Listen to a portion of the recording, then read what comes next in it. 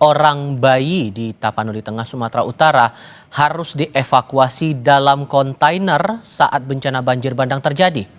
Sementara satu keluarga yang terdiri dari 7 orang di Aceh Utara terjebak banjir hingga meminta bantuan evakuasi ke tim SAR dengan mengirimkan situasi mereka yang berlindung di loteng rumah. Satu keluarga terjebak di atas loteng saat rumahnya dihantam banjir bandang di Desa Paloh Raya, Aceh Utara. Keluarga yang terjebak di atas loteng merupakan seorang bayi, 4 perempuan, 1 lansia, dan seorang laki-laki. Mereka berada di dalam loteng dan merekam kondisi banjir bandang tersebut. Melalui rekaman ini, mereka meminta bantuan pertolongan tim SAR agar segera dievakuasi menuju tempat yang lebih aman. Sebanyak 18 kecamatan terdampak banjir parah di Aceh Utara. Pemerintah Aceh Utara masih terus berupaya melakukan penanganan, terutama untuk proses evakuasi dan bantuan logistik. Sementara di Kabupaten Tapanuli Tengah, Sumatera Utara, seorang bayi dievakuasi menggunakan kontainer plastik saat banjir melanda. Penyelamatan bayi dilakukan di dalam kontainer plastik oleh warga dari atas atap rumah yang kebanjiran. Banjir yang terjadi di Kecamatan Tuka, Kabupaten Tapanuli Tengah ini bahkan terus meninggi hingga air mencapai atap rumah. Tapanuli Tengah menjadi satu dari 11 kabupaten di Sumatera Utara yang terdampak bencana banjir maupun longsor. Di Tapanuli Selatan, warga menceritakan saat banjir bandang menyapu permukiman pada Selasa kemarin. Ia menceritakan bagaimana mencekamnya situasi pada saat banjir bandang menerjang rumah mereka. Lantaran ia, suaminya, dan anaknya yang masih bayi sempat terjebak sebelum akhirnya dievakuasi tim SAR. Apa bang? Ini kan nggak naik lagi airnya, jadi kami tetap bertahankan di situ di depan rumah kami di dekat jembatan itu. Nah, jadi rupanya tiba-tiba datang lagi airnya itu besar kali sama kayu-kayu besar juga.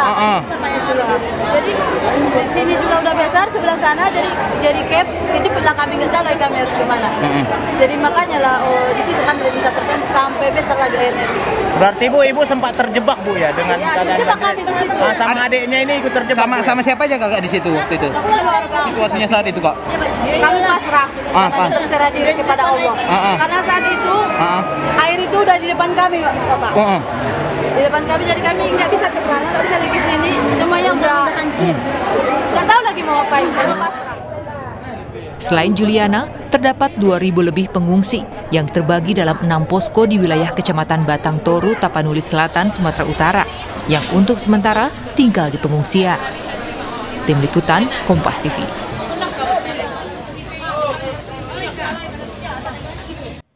Muncul pertanyaan, mengapa bencana banjir dan longsor bisa melanda 3 wilayah sekaligus di Pulau Sumatera, Sumatera Utara, Sumatera Barat, dan Aceh?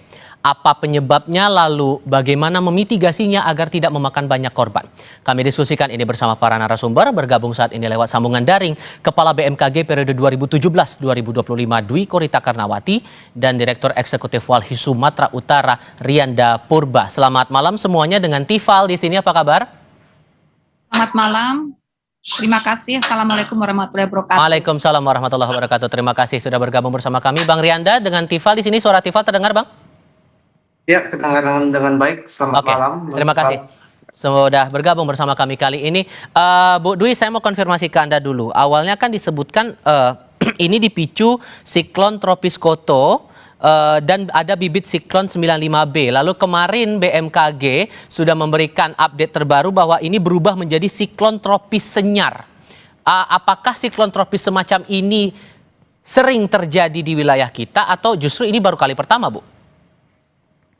Sebetulnya apa yang disampaikan BMKG tersebut adalah suatu fenomena yang makin sering terjadi. Memang kira-kira 10 tahun, 20 tahun yang lalu hal semacam itu tidak begitu sering. Tapi beberapa tahun terakhir ini, kurang lebih 10 tahun terakhir, kejadiannya semakin sering. Selalu diawali dulu dengan bibit siklon ya, atau bahkan lebih awal lagi low pressure area. BMKG terus memonitor, akhirnya berkembang menjadi bibit siklon, dan akhirnya menjadi siklon tropis. Dan itu terus dipantau BMKG karena bagian dari tugas BMKG, demikian. Dan itu mulai kelihatan polanya makin intens di momen kapan atau di tahun kapan ya Bu ya sampai akhirnya yang kita lihat sekarang sampai 3 provinsi di Pulau Sumatera pula di wilayah utara Sumatera kejadian banjir bandang sampai longsor begini? Sebetulnya itu sejak 10 tahun terakhir lah paling tidak, itu semakin sering terjadi. Bahkan di tahun 2017, dalam waktu 1 minggu, kurang lebih 10 hari, 2 kali siklon terjadi hampir bersamaan berurut-urutan pada wilayah yang kurang lebih sama.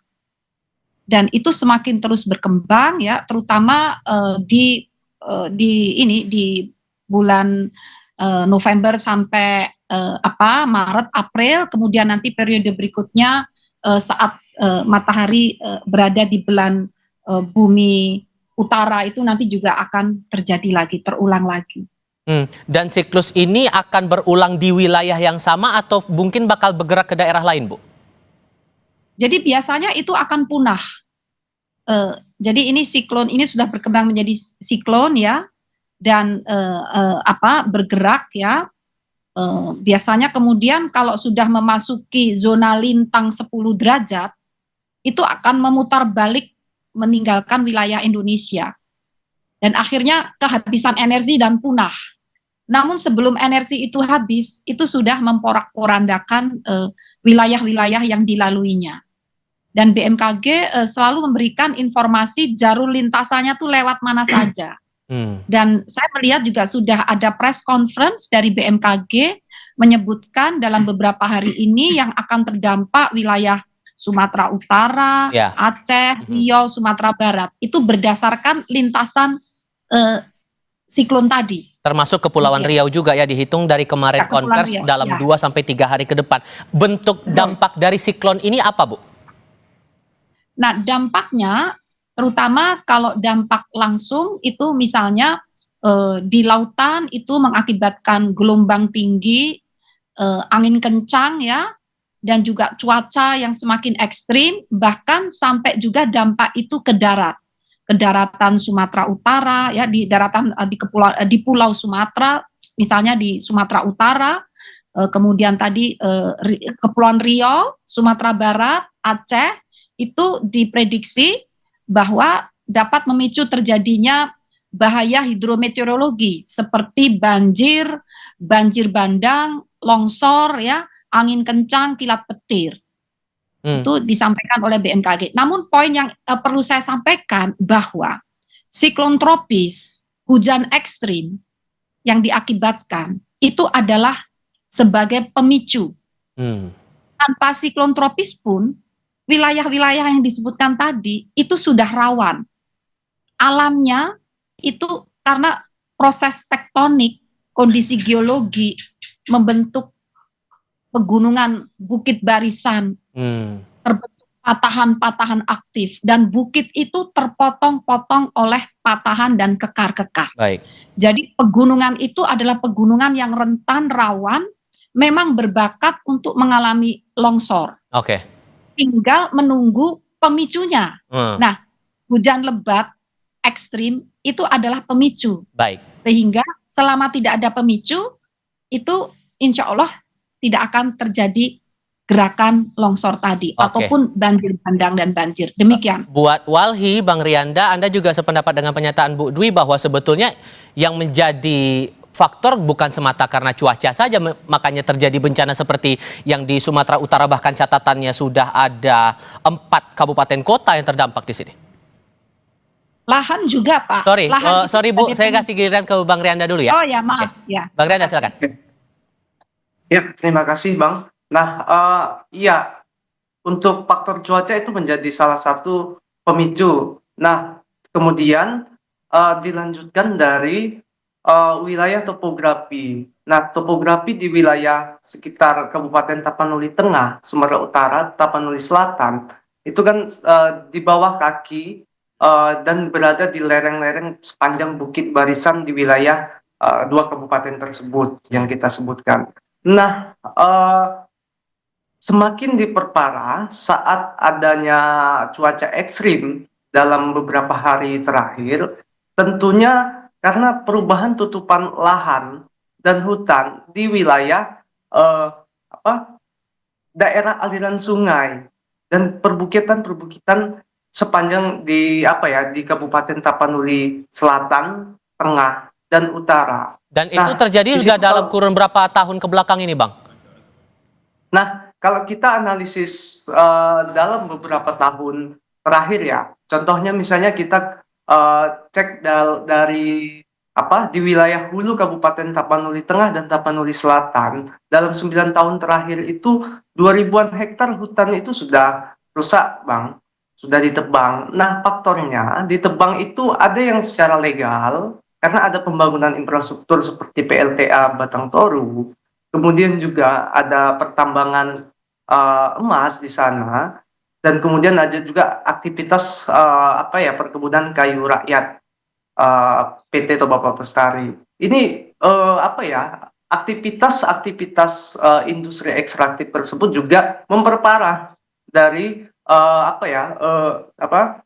hujan cuaca ekstrim turun, jadi air itu langsung turun ke wilayah hilir.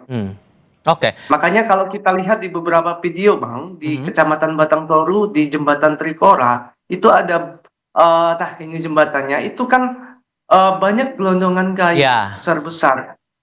Nah, ini kayu yang sudah sebagian besar itu sudah dipotong-potong. Kita cek dari citra satelit, itu di sepanjang di atasnya sungai ini, tidak jauh, sekitar ada 13 kilometer, itu dibangun dam ya, PLTA.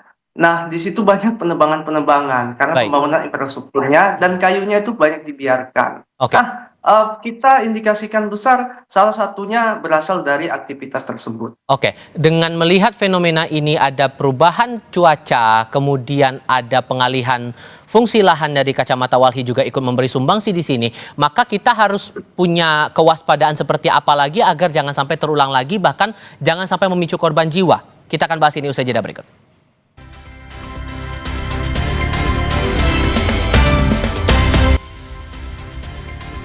Melanjutkan diskusi, Bu Dwi. Koreksi kalau saya keliru, tapi tampaknya kalau melihat bencana semacam ini, satu momen jenis bencana sama terjadi di 3 provinsi di wilayah utara Sumatera. Berarti kan yang menjadi pertanyaan sekarang gimana caranya agar itu tidak terulang lagi dengan fenomena perubahan cuaca seperti yang sekarang, ada siklon tropis Senyar itu, kemudian ada area lahan yang ternyata beralih fungsi tapi tidak ada pembaruannya atau memperbaiki area resapan air itu.